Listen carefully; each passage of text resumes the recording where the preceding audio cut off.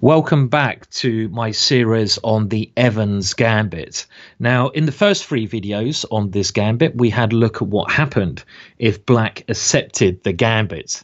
Now, just so you're fully covered, we should also have a look at any other options that Black might try to play against you. So this is really this video and the next one, the Evans Gambit declined. And I really don't think, let's do the opening moves after e4, e5, knight f3, knight c6, and now the repertoire that I'm suggesting to you for this spicy gambit range of interesting openings, bishop c4. And I'm recommending this move because it hits that Achilles heel straight away, and you get more exciting positions with this move, in my opinion, rather than the more commonly played move bishop b5, which leads to more maneuvering games. But after bishop c4, Black has two main options. We've already covered knight to f6 in some previous videos on the Max Lang attack. So bishop c5 now invites the Evans Gambit with b4. And like I mentioned, the first three videos in this range really concentrated on the main move for Black, bishop takes b4. Now, I have to say, at club level, you might get a lot of players not wanting to take that pawn, because I often find, that players get a bit scared about accepting a gambit. They start quivering. Oh, no, I'm not going to take a pawn. They're going to have some horrible trick set up against me. So they might try to find a safe way to play that gets them into a position they're reasonably comfortable with. And the game we're going to look at now, the first game, is going to demonstrate that this is still very dangerous for Black. If Black tries to play solidly without any action, without any excitement, he can get himself into a lot of trouble still. And the first game is between one of the greatest chess players of all time, Garry Kasparov, with the white pieces. And just the fact that Garry played this opening shows you that he treats it seriously, and it is not just a dubious opening. Garry never played openings that he thought were just bad. He would have to have faith in the openings he played, especially against one of the strongest Dutch players of all time, Jerome Pickett, who has given up chess now, but he was an incredibly strong player in the 90s when this game was played. So if you're not going to take the pawn on b4 with Black, what are you going to play? Well, there's only really one option, and that is bishop b6. This is really the only move to get concerned about here, because any other bishop move doesn't really make any sense. I mean, if the bishop starts retreating somewhere like bishop e7, well, it's already been an advantage to white to gain some space on the queen side, and the bishop's very passive here. I mean, you can even play a move just like c3 if you want, something like this.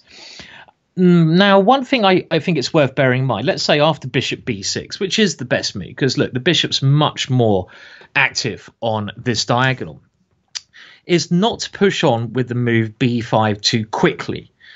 Because if you do push on with this move, there are problems with knight to a5. And I only try to play b5 when Black has played a5, because then the knight cannot come to that square.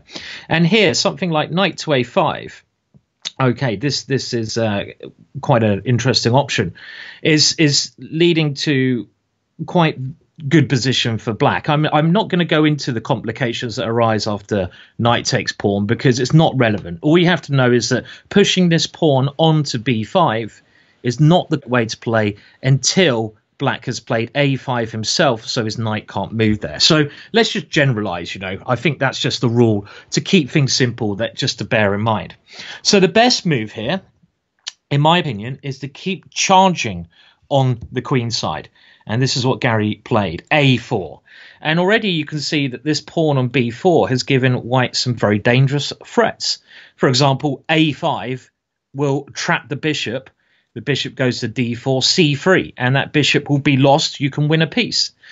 And if Black ever tries knight takes b4, one thing in the Evans Gambit you should know is that knight takes b4 is rarely a good move, because of simply knight takes e5 now. And Black can't eliminate this bishop on c4 now, so there's a major problem on f7. So after the move a4, Black has two options. Now, in this game, we're going to concentrate on what I think is really the most logical option, and that is a5, stopping white from winning that piece. In the next game, we'll have a brief look at what happens if black plays a6, a bit more restrained approach. Now, after a5, following the rule I mentioned a minute ago, you can now play b5. This is now an okay move to play. And the point here is that the knight can't go to this square, can't go to a5. So black logically moves the knight into the center of the board. And now you've got to be a little bit careful, because if you get greedy, remember, when you're playing the Evans Gambit, don't get greedy. You're playing a gambit in order to attack, to develop quickly, not to grab material. And whenever your opponent offers you a pawn, you should think twice. I mean, here, the best move is knight takes knight. Now, if you do try to grab the pawn on e5, you can run into a well-known trick here. This is another thing you really have to be aware of. This is actually an incredibly bad move, knight takes e5. Why is this a bad move? Well, there's a really nasty trick with queen g5, and this occurs in other openings. It's something you should be aware of. It's a good trick for black, and it's something that can create disaster here for white. And the problem here is that black is threatening the knight and the pawn on g2. So white should probably, well, let's say try knight takes f7, but this is going to be absolutely horrible. Why? Because of queen takes g2, attacking the rook on h1, and really white has to try moving that rook, and there's only one square to go to, rook f1, and now black can either win the queen, win the white queen, or force checkmate with a very nice checkmate. Queen takes e4 check. If the queen blocks, you win the queen, and if the bishop blocks, look at this. This is something I don't want anyone to fall into. Knight to f3. Oh, my words. That is a suffocation, mate. That's like being strangled in your bed there. Someone's got their hands around your throat, and you can't escape there. I mean, that's also the way I would certainly feel if I lost in 10 moves like that in a game. I would be feeling very red-faced. So the thing to remember, let's just go back, is that after this a5 move, you do play b5. But after knight d4, just take that knight off the board. Very simple. Knight takes knight. Now, black here doesn't want to take with the pawn, because that will cause him some damage to his structure, and his bishop will be blocked in by that pawn. So bishop takes d4 is what Jerome played, and now c3. A very typical idea in the Evans Gambit. This achieves two goals. Number one, you want to go d4, and also queen b3. And even though black has declined this gambit, we can still get some very aggressive positions. Bishop b6, d4. Of course, the typical Evans Gambit move. One of the reasons you play b4 is to go c3 and d4. And now after pawn takes d4, this is a bit like the first three videos we looked at when black takes on the gambit. The best move here is not even to take that pawn back. Well, you could play that, but Garry just decided to develop with speed, not caring about his pieces. Castling kingside, or should I say, not caring about his pawns. And this is offering another pawn, but if black takes on c3, white would quickly get a very dangerous initiative. Knight takes c3. This knight has a fantastic square on d5. And if something like knight to f6, we have e5. And if knight to e7, well, as we're going to see in the game, this can often be met by a very nasty move, bishop g5. And already black is in lots of trouble with a knight coming to d5. It's a really nasty position for black to play. So in the game, black decided to go knight e7 first, trying to get castle quickly. And here Garry played with such energy. Another reason I like this game, this was Garry at his best. This was him, he kept attacking. He was one of the best, probably the best player in the world with the initiative. Whenever you gave Garry a slight initiative, he could use that so well. And here he didn't even take this pawn back on d4, because if he did, I think black's plan was d5. And if black can play d5, he gets his own stake in the center of the board. So Garry played bishop g5, a fantastic move, because now if d5, we can simply go bishop takes d5. So really just pinning, attacking, developing with speed. h6 was played, and now again Garry did not want to lose any time, so he took on e7. Queen takes e7, and now he took on d4. And black can no longer play the move d5. If he does, he loses a pawn. He can't take on e4 because rook e1 would lose the queen. And this is where black went a bit wrong. He should have castled here instead of playing the move in the game queen d6. He should have castled when, after a move like knight c3, I certainly prefer white. White has more space. The opening has been a success. But at least you're not going to get checkmated here quickly with black. But these two pawns in the center should always give white the advantage. The move played, queen d6, was an incredibly greedy move, just trying to win this pawn, but neglecting the development of the bishop, neglecting the king's safety, and neglecting the rook on a8. So not a good idea against one of the best attackers in the world. So now Garry just developed again, knight c3. You can't win a game often without getting all your pieces in the game. Develop, develop, develop. And the point of this move is, well, we give away the pawn. Bishop takes d4 was played.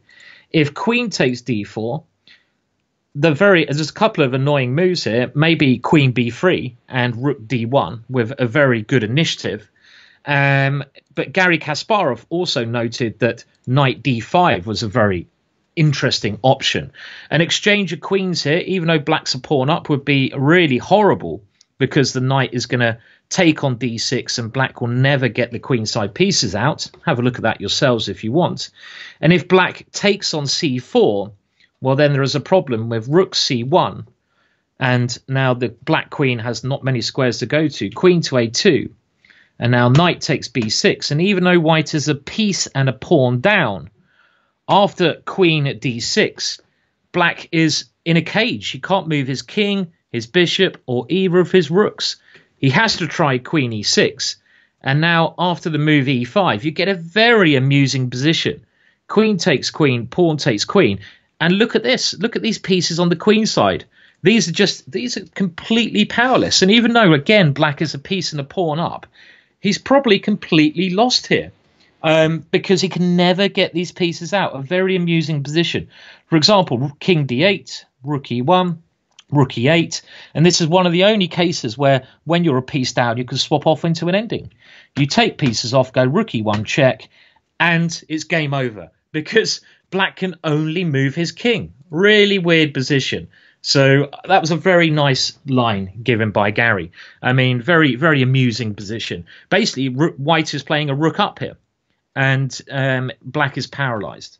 And this is the kind of thing that, of course, Garry could see. And that's why he's one of the best players in the world. So let's go back. In the game, knight c3 was played. Bishop takes d4. And now knight d5. Sacrificing the rook, sacrificing the exchange. But after bishop takes, queen takes, white's pieces are so much better developed. Of course, black should castle, which he did. And now when you get a position like this, when you have given up material, you need to create threats. You need to play with energy. You can't play slow moves anymore. You need to attack, attack, attack. So how do you create threats here? First, e5, attacking the queen. Good way to start. The queen has to move. Queen c5. How do you create another threat? Pause the video if you need to. Rook c1, bringing the last piece into the game. And this has a very crafty idea of taking on c7 and taking on f7. For example, here, if something like b6, well, knight takes c7 is one of the ideas behind this rook move. Queen takes c7, bishop takes pawn check. Let's say rook takes, and now rook takes c7. And again, we get a similar situation to that amusing position I just showed you, where black can't move these pieces here. So this is a threat, and Garry playing at his best here. c6 was played, and now Garry noticed the black queen was lacking squares. So he played bishop a2, attacking the queen. The queen only has one square to go to, and that is really, I mean, it can't go to somewhere like a7. because if it goes to a7, you're asking for b6, queen b8, knight c7. And again, look at the ridiculous placement of these pieces. This is, again, one of those situations where it doesn't matter that black is material up because he can't move anything. He's paralyzed. Really nice game, this one. So after bishop a2, he tried queen a3, but now knight b6 wins material because white is threatening the rook and threatening bishop takes f7 check, winning the queen. So black tried d5, stopping the threat of bishop takes f7, but after knight takes a8, eventually white now goes a piece up. And he won the game comfortably after king h8, knight b6, bishop e6, only 2 pawns to the piece, not enough, and white is still very active. The black queen is still in trouble. h3, just a little safety first move.